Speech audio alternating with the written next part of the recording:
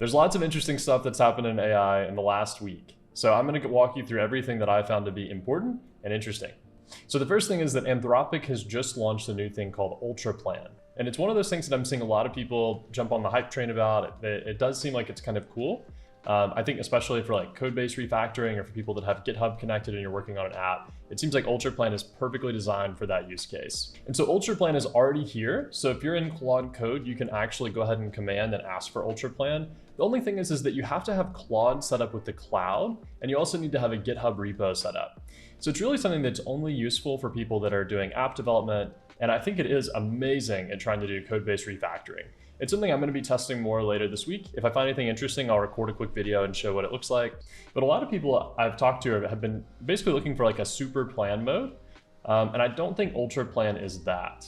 Now, I do have something that I've just released in our Skool community called swarms. And I do think swarms are more what the promise of Ultraplan is if you're trying to use like a super duper plan mode that can work across multiple AI agents. We have a swarm video that's already been recorded. So that's going to be released on YouTube here in just a couple days. So just subscribe and you'll see that video shortly. This is something that honestly is like 10x my productivity, and it speeds everything up to where maybe it's 10% of the time. So I mean, it's just like 100 times better than just normal Claude code. So highly recommend checking out that video when we release it here in a couple days. Moving on to other news, I think it's really cool that Claude has also released the ability to have the advisor strategy to where you can basically have an advisor agent like Opus, which is like the super smart, super expensive agent. And then it can review and watch as you have an executor agent, which maybe is like Sonnet, or maybe even in some cases is Haiku, which is like the super cheap agent. And it can just analyze what they're doing, because the truth is you probably don't need a super expert for all tasks and for all execution. This is kind of like what we do for humans. You'll have maybe a super senior partner at a law firm that'll manage like 5 junior law firms, right? Like that's a very common thing you see across all business. Now you can do that, but with AI, and you get cost savings and more efficiency when operating this way. So I think it's really great. They're continuing to build that out. Also, I think it's great that Gary Tan, who's the CEO of Y Combinator, so he's continuing to ship more and more things, and I'm really getting impressed more and more with the architecture that he has. One thing that he released was this article called Thin Harness Fat Skills. Unlike a lot of things in AI, the G-Stack system is free. The CEO of Y Combinator has released it to help startup founders and other business people, so I think it's great to look at. He added a new feature called Checkpoint, where you can very easily like save your session and then come back to it later, almost like it's a video game and you don't want to lose your progress with AI. And then also you can even see he's just learning other things for like G-Stack for OpenClaw and things like that. So he's continuing to ship more and more. I don't think this is a one-time project. So I definitely think keeping an eye on him, and we're going to keep covering what he's releasing every week. And there's a few other creators like that as well that I'm looking at more. We're planning some deep dive videos in the coming weeks where we'll do a deep dive on their different structures and which one is right for you.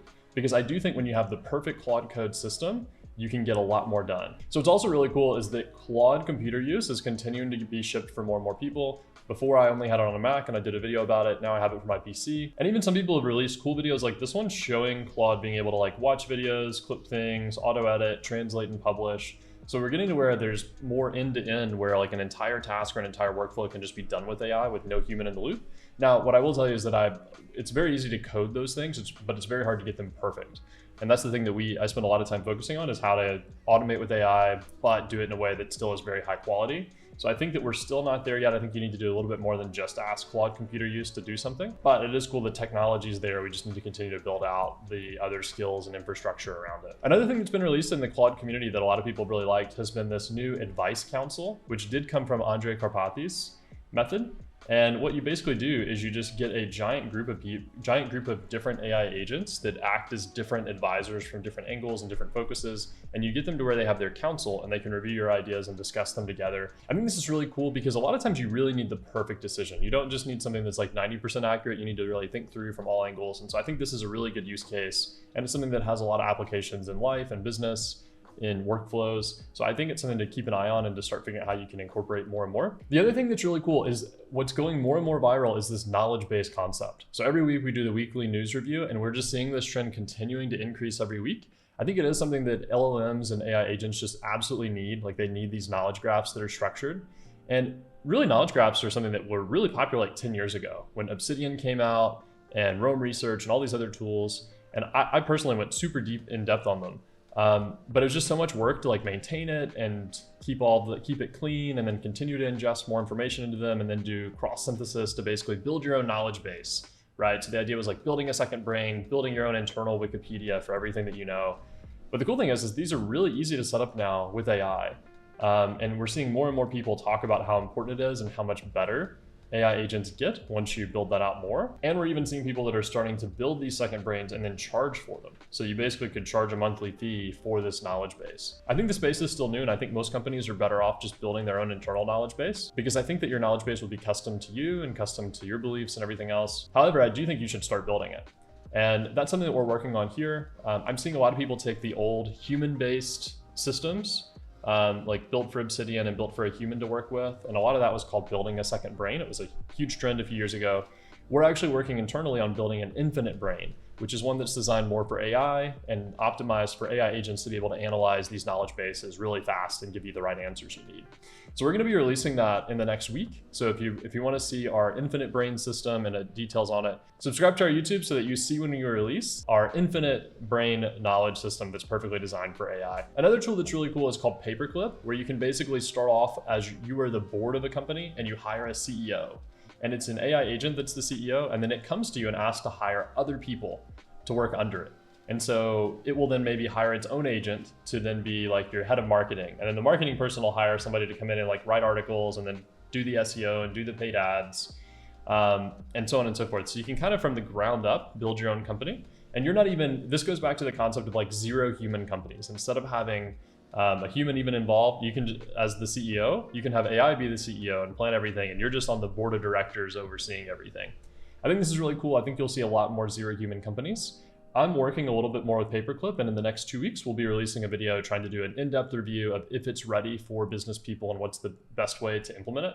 But it does seem like there's something here that's developing. I don't know if Paperclip will be the long-term solution. There are a couple issues I can see with it, but I love the vision, I love the promise, and I think Paperclip's a really important step on that journey. Also, Google's released a couple of new things. So they released this new Times FM system that basically is very helpful for looking at data and then making projections using machine learning. A lot of this stuff you used to have to build in-house with your own machine learning team, but now this is becoming more and more easy for you to just get information like this and then have an AI agent analyze it for you. So definitely recommend checking it out if you're into forecasting. And then I'm not somebody who's like a day trader or anything like that, but I do think something that's really cool is Google Finance has just released an AI-powered like stock research analyst, where they look at market research, they'll do some advanced charting, but they'll also review all the earnings calls. You know, these companies will do shareholder meetings, and then also it'll expand to have real-time data as well, to where you can really see what the stock price is at this exact moment and then track it over time. So I think it's really cool if you're somebody that does have a lot of stocks or investments, or if you do keep up with this at all. I think using a tool like this that really takes the raw data that Google has and then puts AI on top of it is a really cool use case, and I wanted to share it. And also something else to be worried about.